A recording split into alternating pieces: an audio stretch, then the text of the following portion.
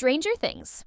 Season 5, Volume 1 has ended with many shocking cliffhangers, especially with Vecna kidnapping children to expand and complete the Upside Down, and with Will suddenly controlling the Demogorgons.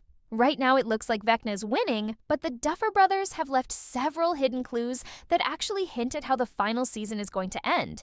I found all of these clues, and I will reveal them throughout this video, so make sure to watch till the end to know everything.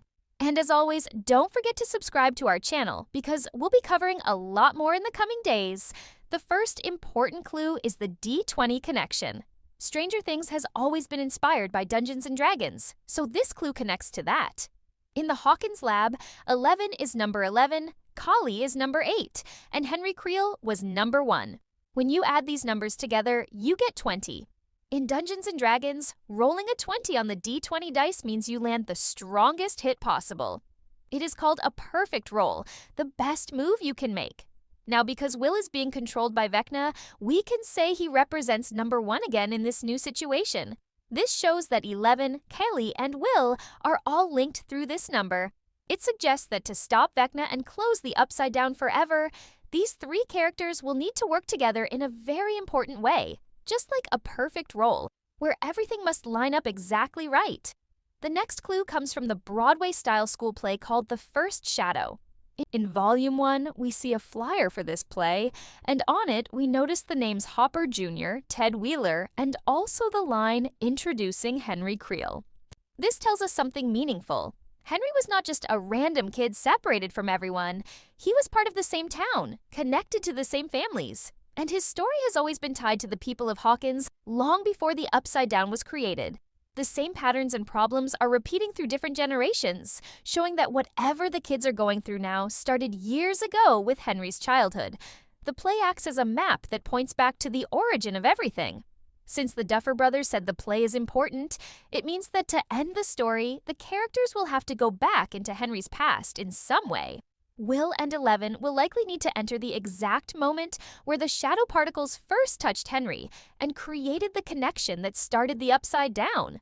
They will need to break that link, rewrite that original moment, and stop the Upside Down from forming at all so the cycle can finally end. Another huge clue is the Nevada cave memory that keeps appearing repeatedly in Volume 1. Vecna can control everything inside his mind. He can shape the vines, the walls, the memories, and even the entire structure of the Upside Down. But there is one place he cannot control: the cave. When Vecna gets close to the cave, he starts shaking, glitching, and he cannot step inside no matter how hard he tries. This tells us something very important. Vecna is scared of that place. It means something happened in that cave that deeply hurt him or changed him forever. This suggests that the cave is the exact location where Henry Creel was transformed by the shadow particles into Vecna for the first time. This cave holds his deepest trauma, the moment where he lost his humanity and became the monster he is now. When a villain can control every part of his own mind except one memory, that one memory becomes the biggest weakness. Because Vecna refuses to enter the cave, the show is clearly telling us that this is the place where he can be defeated. So in Volume 2, one of the characters will have to reach this cave, either physically in the real world or through the mindscape. They will need to force Vecna to face what happened to him inside that cave. If they can bring him back to the moment of his transformation, they can break his power, destroy the hive mind, and collapse the Upside Down from its true beginning. Another major clue is Vecna's plan to collect 12 children.